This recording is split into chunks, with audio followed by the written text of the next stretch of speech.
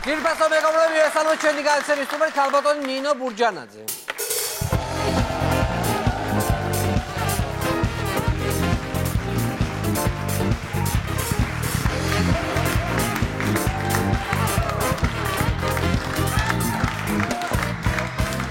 ნინო დიდი მადლობა რომ მობრძანდით ჩემთან გადაცემაში სტუმრად.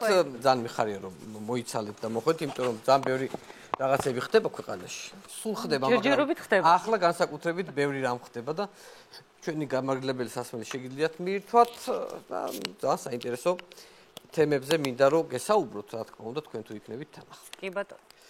ესე იგი, პირველი რაც მინდოდა, ზოგადად პარტიები რო უნდა იკრძალოს და არც არის საჭირო ამ ქვეყანაში პარტიები. რამდენი ხანით რა გვინდოდა რომ იყო?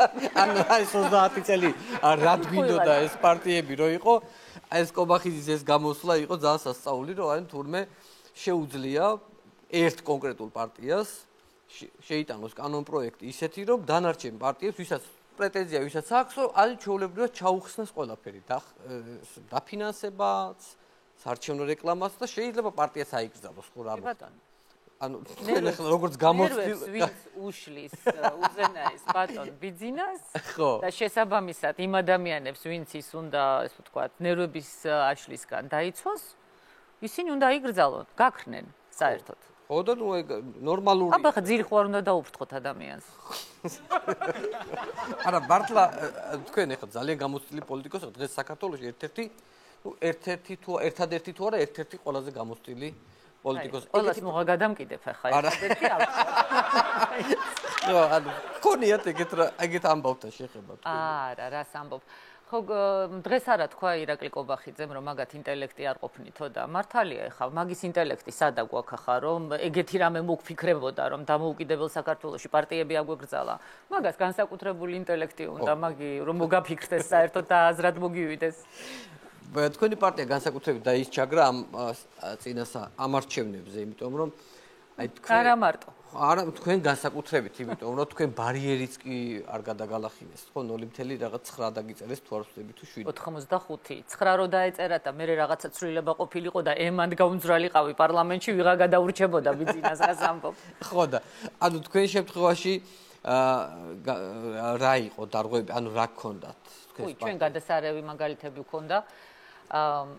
უბრალოდ ვერ ავხსენი ვერაფრით. რა ლოგიკით ხელმძღვანელობდნენ, იმიტომ რომ გვაქვს ახლა რა თქმა უნდა ეს ოქმების უყველა სადაც ჩანს, სად რა გვაქვს აღებული და აი ვადარებთ ხო, მაგალითად ბორჯომის ერთ-ერთ ოლქში უბანზე უფრო სწორად აღებული გვაქვს 180 ხმა. ერთ უბანში. აი ზუსტად გვერდზე უბანზე გვაქვს 0 ხმა. თბილისში მაგალითად ერთ კორპუსში გვაქვს 60 ხმა და ზუსტად გვერდზე კორპუსში გვაქვს 0 ხმა. ო, რა უცნაურია, რატო? როგორ ამბობ?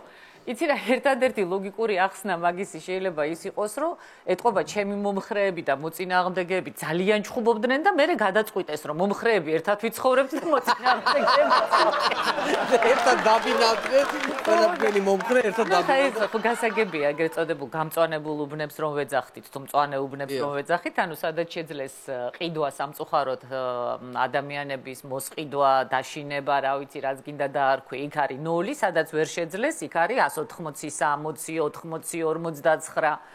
და ესე მივყევით რა და საერთოდ ქონდა ესეთი საერთოდ გადასარევი რამე იყო, ეხლა რო გვეუბნებიან რომ აი ეხლა გადავთვალოთო, ხელახლაო. ტელევიზიაშიც გავიდა მე მგონი აი ეს ბიულეტენები, სადაც პირველი, მეორე, მესამე მოხეულია. ანუ პირველი ნომერი, მეორე ევროპული საქართველო, მესამე ჩვენ და ისე არის ბიულეტენები დარიგებული და კარგაბლომად არის მოხეული. თან ის კი არა რომ ერთი მოეხა შემთხვევით და მეორე. კარგაბლომად ეს კლად მოხეული, პირველი, მეორე, მესამე არ არის საერთოდ ბიულეტენში. აი მოხევის დროს ვითომ შეცდომა მოუვიდა. სახაზავი ისე დადო რომ მაინდა-მაინც მესამეს ქვემოთ მოხია ეს ბიულეტენი, ხო. მაგრამ თქვენ 2016-ში ამბობდით, ხო, რომ გააყალბეს არჩევნები, მაგრამ არავინ არ დაგიჯერათ.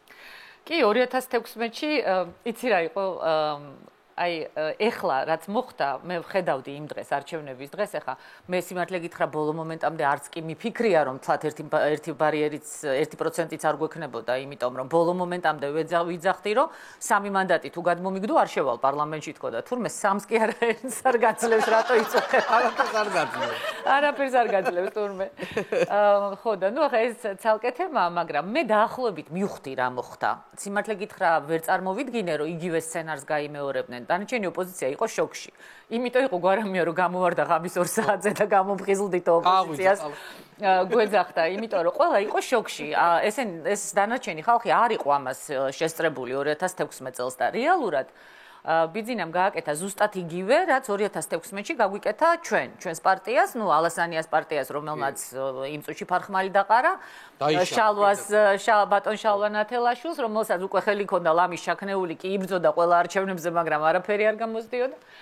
მე საწყლად დავდიოდი, ესე იგი 700 უბანი მქონდა გასაჩივრებული, დავდიოდი ამოქმებით ამ ტელევიზიაში, იმ ტელევიზიაში, ამ ელჩთან, იმ ელჩთან, ვიძახდი რომ ერთი უბანი გამიხსენით.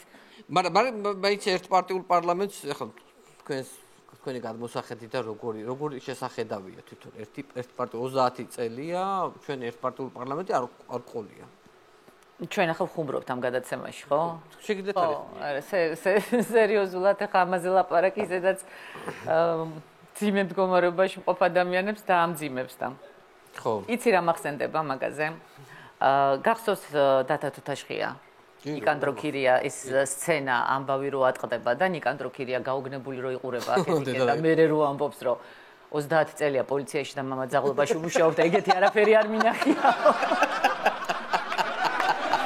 დედა რა იყო ეს და 30 წელია პოლიტიკაში და მამაძაღლობას უყურებდა ეგეთი არ მინახავს სასაულია მოკლედ მაგრამ ერთი კარგი რაგიდეს დეპუტატები ყოველთვის არიან ხოლმე ზოგადად ახალი პარლამენტი რო იქნებოდა სულ აკვირდები დეპუტატებს როგორები არიან რომ მე მასალაც ამდენად გამოგვადგება სახუმაროდ და ასე შემდეგ და გამოჩნდა მაგალითად უკვე არის მაგალითად ელისო ბოლქვაძე რომელმაც ზუსტად ერთ დღეში მოასწრო ჩვენი მთელი ერთი წლის მასალა ერთ დღეში თქვა მაგალითად რომ მარკეტებში რიგი არის თურმე და საიდან არის გაჭირვება მარკეტში თუ რიგიაო ომი რო არ არისო ამით კმაყოფილი არ ახართო რაღაც ბევრი რაღაცები თქვა მაგრამ ბოლო იყო რომელიც მონოლოგში გამომრჩა მაგაზე მე ლაპარაკი ეს იყო რომ პარლამენტში ფორტეპიანოს ითხოვს რომ ეს პერიოდულად გამოვიდეს ხოლმე და დაუკრას ხო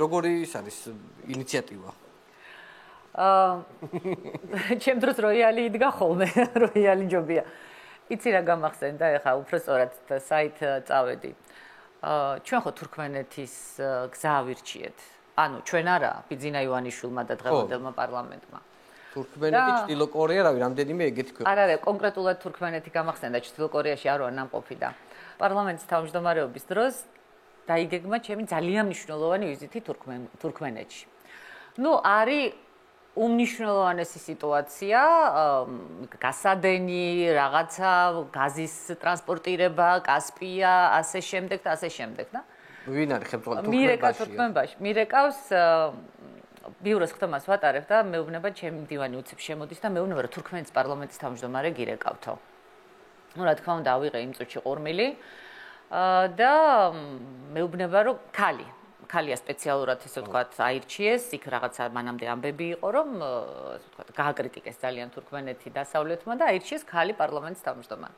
ну მეუბნება რომ გიждდება ისე უყვარვარ და მისი ესე ვთქვათ მაგალითი ვარ და ну ძალიან ბევრი თბილი სიტყვები და კომპლიმენტები მითხრა და ну ფიქრობ რომ ხა პროტოკოლური არაფერი განსაკუთრებული და რომ ხა დავამთავრებთ ერთ წუთში რა და აქ ბიუროზე ხოცავენ ერთმანეთს ისეთი ამბავია და უცებ მეუბნება რომ მეო ისე მიყვარ ხართო ეხა უნდა გიმღეროთო პარლამენტის თავმჯდომარე გეუბნება ტელეფონში ხო რა თქმა უნდა დიდი სიამოვნებით მეთქი და დაიწყო სიმღერა ყურმეში მღერის ჩუ ტელეფონში ცალი ხელით იმათ ვანიშნებ რომ არ დახოცონ ერთმანეთი და არ დაკლან აი გრძელი სიმღერა იყო მე როგორ მოაგვარეთ ეგ მოლაპარაკება წავედით მოკლედ ჩავედით ღამე გვიან ჩავფრინდით და დილით არის შეხვედრა 11 საათზე. ну მანამდე გამომკითხეს რომ რა მიყვარს, რა არ მიყვარს, რა მესიამოვნება ტკბილეული თუ გიყვართ უთხარ ვგიჟდებით ტკბილეულზე მეთქი და რაღაც. მოკლედ მივედით და პროტოკოლის შეფი გვეუბნება, რომ 15 მაქსიმუმ 20 წუთი იქნება შეხვედრაო. ერთი კი აუხედავხედე ეს ხა 15 წუთიანი შეხვედრები არც ერთი ქვეყნის პრეზიდენტთან არ მქონია არასოდეს და ამღელა გზაზე ჩამოვედი და კაი მეთქი უთხარი გასაგებია მეთქი თუ შევედით. ნუ შევედით ყვავილებით დამხვდა. ეს უნდა ვთქვა ძალიან ლამაზი თაიგული დამახვედრა. ეს ქალბატონის დამახვედრა პარლამენტის თავმჯდომარე თავისთან ერთად ხო რომ იმღერა. დავსხედით, ნუ სუფრა არის ვანო გაშლილი თვალები გაგექცევა. 1000-ნაირი ტკბილეული, ნაირნაირი, რა ვიცი, აი ეს ლამის წაიქცეს სუფრა ისია და დავჯექით ახლა და ნუ ჯერ მომესალმა რაღაც ახლა მეც უნდა დავიწყო ლაპარაკი და მეც მადლობა გადაუხადე შეხვედრისთვის და აი დავამთავრე მადლობა და როგორი სასიამოვნოა თქვენთან შეხვედრა და დიდი მადლობა რომ მოიცადეთ და გადავდივარ საქმეზე. მაწყვეტინებს უცებ რომ თქვენ მიირთვითო მეუბნება. ხო. გასადენზე სალაპარაკო არის. ამ დროს გაზი, ტრანსპორტირება, კორიდორი, რაღაცა იქ რუსეთი უნდა დაბლოკო თუ რა ვიცი რა უნდა. ნუ მადლობთ მეთქი ვთხარი, გადმოვიღე ერთი რაღაცა და დავდე. ჩაი მოვსვი და მადლობთ მეთქი და გავაგრძელე კიდე მაწყვეტინებს. გადავიღე მეორე და ამას მერე შევჭამ მეთქი უთხრა. არა, მიირთვითო მითხრა და მეთქვა რომ მივირთვა როგორ გელაპარაკოთ მეთქი. ახლა ჭამ საჭმელად ხო არ ჩამოვსულ არ მეთქი. ახლა მესამეთ მიირთვით უკვე ახლა მეც გაუბრაზდი და არა მე ვთქვარ ახლა მე საქმე მაქვს მეთქი, საქმისთვის ჩამოვედი და ახლა თან ჭამა და თან ლაპარაკი არ შემიძლია მეთქი. კარგითო გისმენთო მითხრა და აი გაჩერდა ახლა და ესე მიყურებს რომ რა სიტყვის ახლა ამისთანას რა. დავიწყე ახლა ლაპარაკი, ახლა დეტალებს ხო ვერ გეტყვი, მაგრამ მილსადენი, სტრატეგია, გეოპოლიტიკა, იქ რაღაცა, რა მნიშვნელობა აქვს და ეს მიყურებს ასე თანდათან და მე слушайте, какие умные вещи вы говорите, მეუბნება. ანუ, ნუ ახალგაზრდები თუ უყურებოდათ, ანუ რაჭკვიანო რაღაცეებს ლაპარაკობ და ანუ რაღაცა ეგეთ რამე არ ვიზავრო თქვამს რომ ემან რაჭკვიანო რაღაცეებს ლაპარაკობ თქო და ნუ ხო რა ვიცი მეთქი უთხარი. ჩვენთანო ქალები ეგეთ სერიოზულ რამეებზე კი არ ლაპარაკობენ.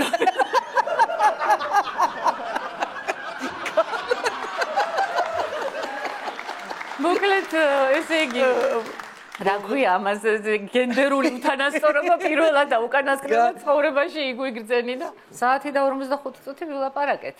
ესე იგი დამეთანხმა ბოლო-ბოლო რომ ესე იგი თურმე ქალებსაც შეუძლიათ ჭკვიანო რაღაცებზე ილაპარაკონ. ხედა, აი როგორი მე გავიგე რომ ზოგადად ტელეეთერებში ყოველთვის გეძახიან ქალბატონ ნინოს. არა მარტო ტელეეთერებში. ზოგადად ესე ცხოვრებაშიც.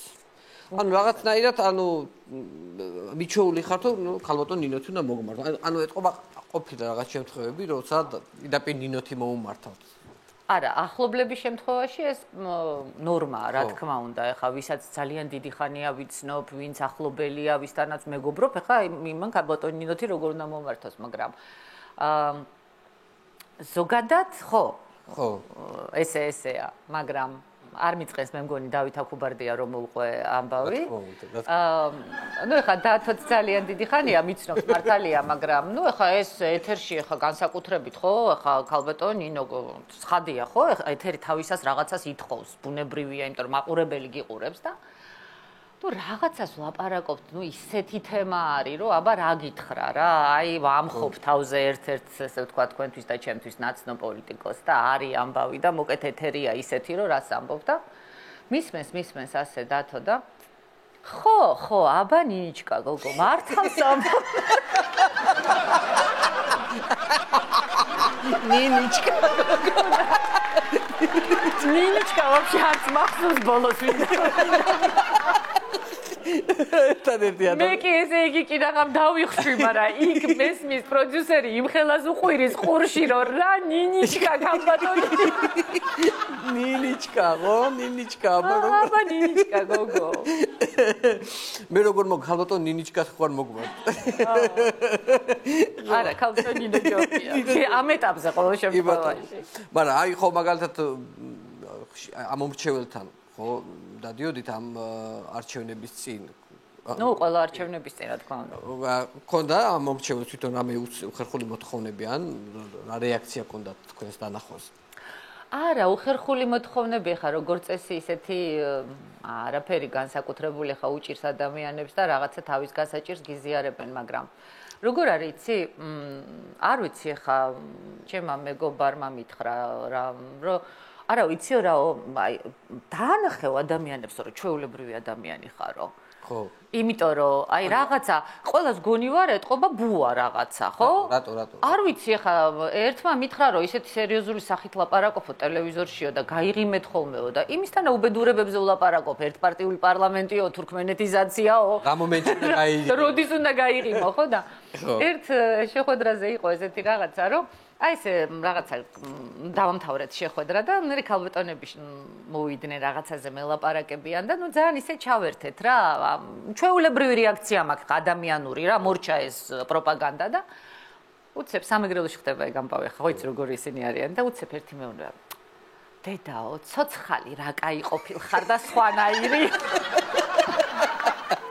და ჩემი რეაქცია უცებ მკვდარი როდის დაგეკავდი არა უკვე ჯვარი წერია ეს იგულისხმეო ეს ხშირად არის ხოლმე რომ აი რაღაცა სხვანაირი ხარ როცა ჩვეულებრივ ურთიერთობებში ხედავთ და ტელევიზორში სხვანაირი ხარ და რა ვიცი ეგრე ანზორიკოა ჩართული თქვენი შვილი აქტიურად პოლიტიკაში გაგიგონოს ანზორიკო რა დღეს დაგაყრის ვანო მარა მე მეჩხუბება ხოლმე რატო გეჩხუბებათ მე წამომცდება ხოლმე რომ ანზორიკო ახლა 35 წელი ანზორიკოს უძახი და ახლა ბატონი ანზორიკო არ უნდა დაუძახო და ეს ძალიან ბრაზობს რომ ანზორიკო და ესე თუ ახლოს არის ხელს გამკრავს ხოლმე ესე შემოჩა შორს არის ესე რაღაცა თვალით რომ ანზორი უფრო ანზორი და მოკლედ შარში ვარ რა გაქვთ რამე შენიშვნები მის გამოსვლაში უიდე და ну ეხა 2003-დან არის ლამის ჩართული პოლიტიკაში და განსაკუთრებით 2008-ში როცა ოპოზიციაში წავედი ხო ну ეხა მე უკვე აღარც იმდენი თანაშემწია აღარც ის არის საზღვარგარეთაც რომ მივდიოდი ყველა ფუნქციას ითავსებდა ეგრო დაცვა ესე ვთქვათ თანაშემწე პრესამსახური ისა ყველაფერი და თავს უზუნებდა რომ 6 კაცის საქმეს ვაკეთებო და ერთის ხელფას არ მიხდიო რა მაგრამ ეხა როგორ არის ხო ყველა ხო არ იცის რომ შვილია და ეს ხანდახან იწევდა ხოლმე ესეთ რაღაცებს მაგრამ ყველას მე მგონი ესეთი მომენტი იყო აი ჩემი ინსტინქტი მაინც დედის რო ვერ გამოირთო რა შეხვედრაზე მოკლედ საკმაოდ რთული ვითარება არის აი ხა ამ ბოლო პერიოდში რა ნუ ეს შემოვარდა ესე ვთქვათ შეხვედრაზე ელჩია ჩემთან ოფისში მოსული ერთ-ერთი ძალიან წამყვანი ევროპული ქვეყნის შემოვარდა შეხვედრაზე ქუჩიდან ქუჩაში აქცია რაღაცა ეს თმა გაბუძგული ეს რაღაცა საყელო ასე გადმოქანებული და ნუ ჟაკეტით რა და ნუ დაჯდა შეხვედრაზე მოიბოდიშა და ნუ ლაპარაკობ და მე არ შემიძლია რაღაცებს როცა უწესრიგოდ არის ვერ ვიტანი აი ეს ეხა ასე რომ დაადო ვერ ვიტანი იმიტომ რომ ეს უნდა იდოს ასე ოდა ნუ აი ხა წარმოიდგინე ზის ეს გაბუძგული თვალით ვანიშნე და ნუ ერთი თმაზე კი გადაისვა ხელი მაგრამ ეს საყელო მოღრეცილი და ეს ჟაკეტი დაცხა გაიხადა და აი ესე ხელში აი ესე უკავია და თან ამ ელჩს ელაპარაკება რაღაცას უყვება და თან ამ ჟაკეტს ესე ემაშვება ну ერთხელ ვანიშნე თვალით მეორედ ვანიშნე თვალით და არ ქნა საშველი ну არ გაუშვა ამ ჟაკეტს ხელი ეს არ გაისწორა და ვეღარ მოვითმინე ავდექი ვითომ რაღაცის აღება მინდა და გაუარე გვერდი და ეს საყელო გაუსწორე და ეს ჟაკეტი გამოვართვი ხელიდან და გავიტანე და გადავდები იქეთ მე პატარა გაოცებული კი შემომხედა ახლა იმ ელჩმა რომ იქ მას გაუსწორა იქ რაღაცა საყელო ახალი ჩამოსულია და არ იცის ეს ვიდეო ну მოკეთ გავაგრძელეთ საუბარი ხელში რის ელჩი არ შეიმჩნია და გამოვდივართ ახლა ამიდან რაღაცა ქვია შეხვედრიდან და ელჩი ხო თანაშემწეც ახლავს და მე ხო როგორც მოწესრიგებული ადამიანი ჩემი ვიზიტკა თავის ტელეფონი დაწერილი ყველაფერი გვერდზე მაქვს და მივეცი ელჩს და თანაშემწეს ეს ორი წინასწარ გამზადებული ვიზიტკა და ეს ბოდიში ხა ამას არა აქვს ეს გამზადებული აუ ჩემი ვიზიტკა მომერაო მითხრა მივტრიალდი იქ მაგიდისკენ გვერდზე უჯრაში მქონდა და ამოვიღე მისი ვიზიტკა და მოუტანე და მივეცი და ეს ელჩის სულ გაგიშდა ვერ გაიგო ხო მე მივხვდი და მე ვთხარი ეს მეთქი პახოდუ მეთქი რა ჩემი შვილია მეთქი შეთავსებით მეთქი რომ ისა გაეცინა მე მიხტარაშიც იყო საქმე მოგედა ესე თანაშემწის ფუნქცია შემასრულებია უცებ მინდა ერთი ვიზიტკა მომიტანეო რა ერთი ესე შეკითხვა ნუ მე ხანზორიკო სანამ თქვენ ანზორის სანამ თქვენ შეგხვდებოდით, რომ მანამდე ანზორისთან მქონდა რაღაც ინფორმაციები მოვიძიე. სიტყვით და ერთ-ერთი ესეთ ინფორმაცია მოვიძიე, რომ ძალიან გიყვართ ცურვა. ხო. ანუ აი ვიზიტების დროს ყოველთვის ნახულობ დროს იმისთვის, რომ თქვი მან რა მოუყვათ ხო რა. ნახულობ დროს იმისთვის, რომ აი იცურავოთ. პარლამენტის თავმჯდომარე რომ გავხდი, იმის მერე ცურვა გახდა ჩემთვის დისკომფორტი, იმიტომ რომ ხა ბუნებრივია, ჩემს ხა ნამდვილად ვერ ვიცურავებდი და ვერ წავიდოდი ხა პლაჟზე ვთქვათ თავისუფლად, როცა 20 კაცი დაცვა მოყვება, ხო? გამორიცხულია და ამიტომ ნუ 1-2 წელი საერთოდ ზღვას ახლოდან არ უყურებდი ხოლმე და მე ბოლოს გადავწყვიტე რომ ნუ რა, ამისენი გავაფრთხილე რომ მე დილით ადრე ჩავალმეთქი და თქვენი ესე ვთქვათ ლანდი არ დავინახო მეთქი ახლომახლოდ ხო? დამაწერიეს ხელწერილი. რომ არ გვემორჩილებაო, ზღვაზე მარტო მიდისო, ჩვენ არ მივყავართო და თუ დაიხჩობა მაგის ბრალი იქნება და ჩვენი არაო. დაცვა. მაგრამ საინტერესო ამბავი მოხდა იალტაში ვარ ვიზიტით. დილით 6 საათზე წავედი ზღვაზე საცურავად მარტო. რა თქმა უნდა. წავედი, კაციშვილი არ არის არც პლაჟზე, არც ახლომახლო საერთოდ არსად არავინ არ ჩანს და ძალიან ბედნიერი ვარ ამით. შევედი ვცურავ, მივდივარ ძალიან შორს, კარგად ვცურავ. ანუ შორს გიყვართ გასვლა? კი, კარგად ვცურავ ძალიან და უცებ გავიხედე და ამ მოტრიალებულ ამ ხელა ზღვაში კაციშვილი რო ახლა ჰორიზონტზე არ ჩანს, ნავი მოდის. ნუ მოდის, ახლა ვიფიქრე ნავი იყოს. წავედი, გავაგრძელე. გავიხედე, მოდის ჩემსკენ. და ვუყურებ, კაცო, ვიღაც ბიჭი ზის, ვიღაცა და დამყვება ამ შუა ზღვაში, რა ცარიელ ზღვაში, რა უნდა, ვერ გავიგე, ადგილი არა აქვს თუ რა. გაუბრაზდი, ცი და მივედი და რა გინდა მეთქი უთხარი? რათი ვერ დაეტიე მეთქი ხა ამ ხელა ზღვაზე მეთქი, რომ მე რაც დამსდევ მეთქი და მე თქვენ გიცავთო მითხრა. ის გამიცავ მეთქი უთხარი. რო არ დაიხჩოთ და არ დავიხჩობ მე თქვენ ხო ხედავ კარგად ცურავ მეთქი და მე რაო თქვენს ქვევით ეგე რომ ორი აკვალაგისტი ცურავს კიდე.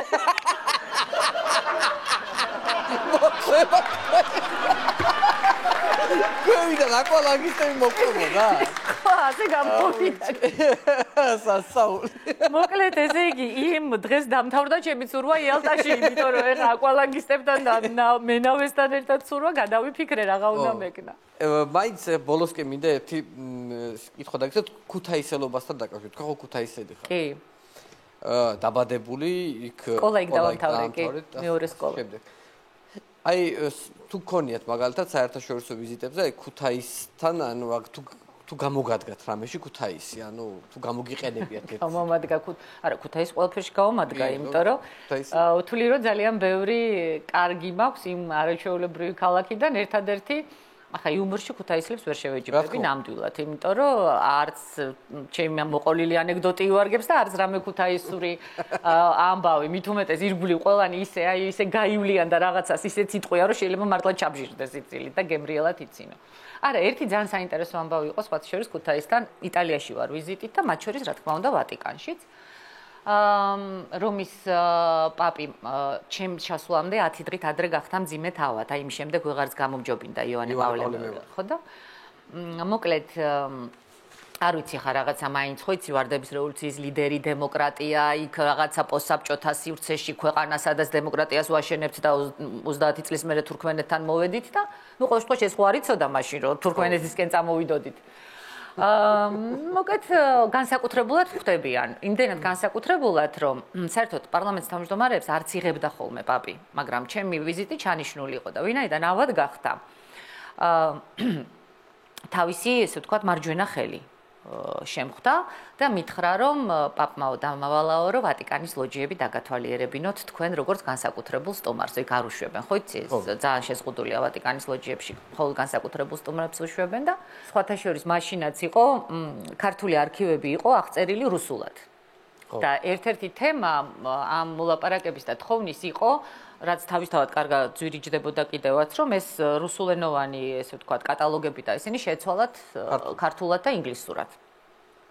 მოკეთ ვილაპარაკეთ, შემპირდა რაღაცებს გააკეთებენ, კიდევ რაღაცა უნდა გადმოეცათ ჩვენთვის, ესე ძალიან წარმატებული ვიზიტი გამოვიდა და ბოლოს მეკითხება, რომ ნუ ხა ის ხო იცით ვატიკანი როგორია, ნუ ყველაფერი იციან, ყველაზე ყველაფერი, იმაზე მეტი ვიდრე ჩვენ ვიცით ჩვენ თავზე ხანდახა, ხო? კი არ ვიცი. რას ამბობ ხა, როგორ არ იცი?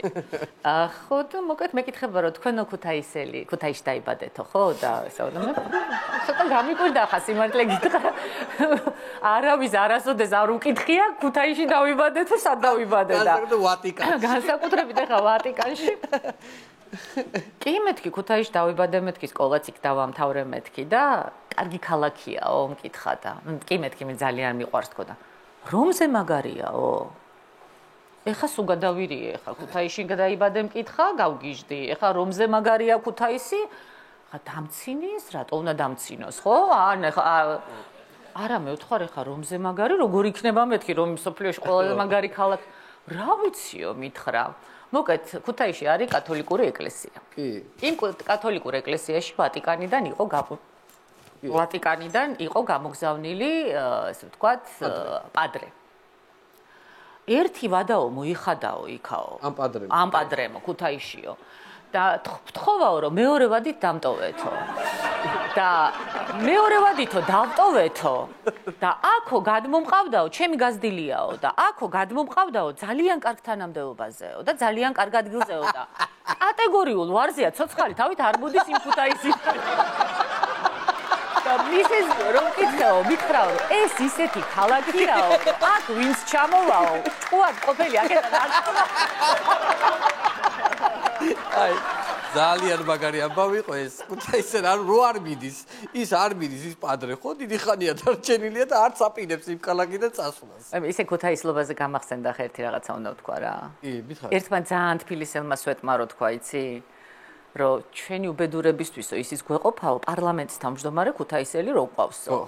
ახა ჭორვილელი რო ყავს თლათ, ესე იგი მამა და მარჩენარი და უზენაესი ეგ რა ფერ არის ახა ხო არ იცი? როგორ იტანს, როგორ მაინტერესებს? არ ვიცი, როგორ ეგუება მაგ ფაქტს ეგ არ ვიცი. აი ძალიან სახალისო იყო ქალბატონი. მადლობა. თან საუბარი. წარმატებებს გისურვებთ. ქალბატონი ნინო ბურჯანაძე იყო ჩვენი გადაცემის სტუმარი. მადლობა.